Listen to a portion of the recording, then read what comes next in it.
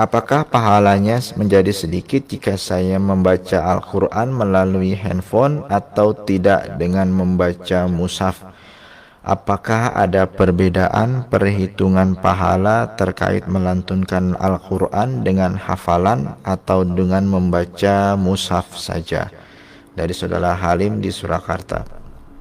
Baik, pahalanya apakah menjadi sedikit jika membaca Al-Quran melalui handphone atau tidak dengan mushaf? Adakah perbedaan jika membaca dengan hafalan atau dengan mushaf? Jadi, tidak ada perbedaan pahala membaca dengan mushaf atau dengan handphone. Dua-duanya sama. Ya, tetapi kami sarankan jangan membaca dengan handphone, tapi usahakan dengan mushaf. Ya, beli mushaf Al-Quran, baca dengan itu. Itu lebih baik insya Allah. Kenapa? Karena ini ittiba, mengikuti as-salafus soleh, ulama terdahulu, generasi-generasi terdahulu, bagaimana mereka membaca dan menghafal Al-Quran. Ya, yaitu dengan mushaf gitu kan. Karena percayalah, saya sendiri termasuk yang percaya adanya keberkahan di balik proses itu. Ya, kenapa? Karena bagi orang-orang yang membaca dan kemudian cenderung nanti mau menghafal, itu mushaf memberi kesan. Kenapa? Karena mata manusia ini cenderung untuk membayangkan sesuatu. Ya, jadi banyak penghafal-penghafal Al-Quran itu yang ketika memejamkan mata, terlihat gitu di pandangannya yang gelap itu halaman yang lagi dibacanya, walaupun dia membaca dengan hafalan. Ya, nah sehingga sudah menjadi kebiasaan bahwa para penghafal Al-Quran, mungkin antum tengok ada di pondok-pondok atau yang di universitas, dan termasuk kami sendiri juga dan guru-guru kami, itu biasanya di peringkat-peringkat awal ketika memantapkan hafalan itu mushafnya sama. Jadi mushafnya itu kadang sudah buruk, sudah jelek, tapi nggak bisa diganti. Kenapa? Karena menghafalnya dengan mushaf itu.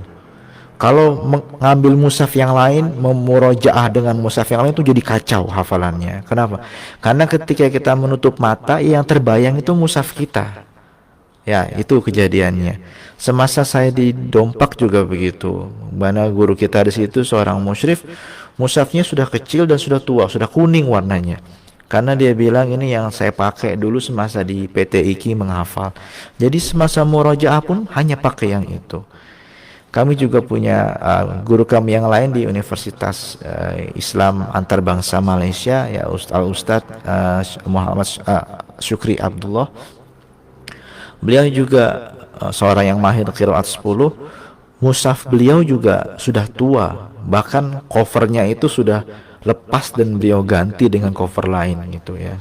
Sampai akhirnya baru-baru ini saya lihat sudah ganti, tapi ganti pun sebenarnya cetakannya sama tapi lebih baru saja.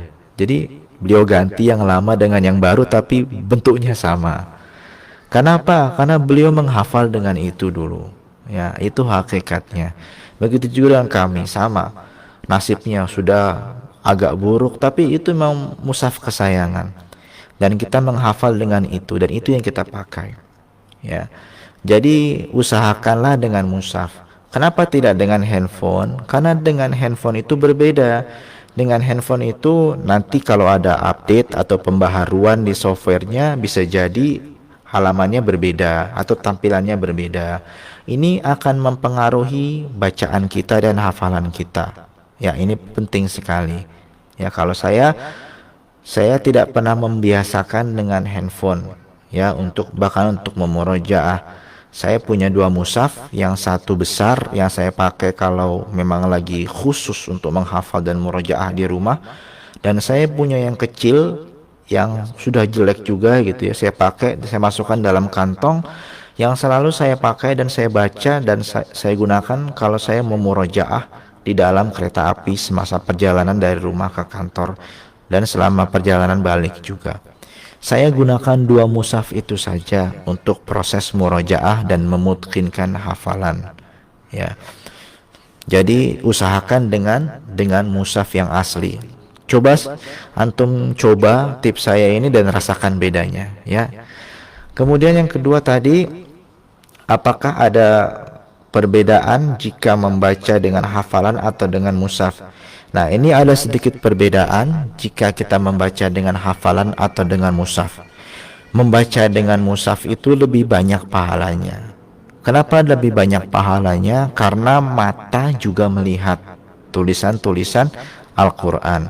Sedangkan ketika membaca dengan hafalan, mata tidak melihat tulisan Al-Quran. Sehingga pahala yang lebih itu berasal dari tulisan mata kita yang melihat tulisan Al-Quran.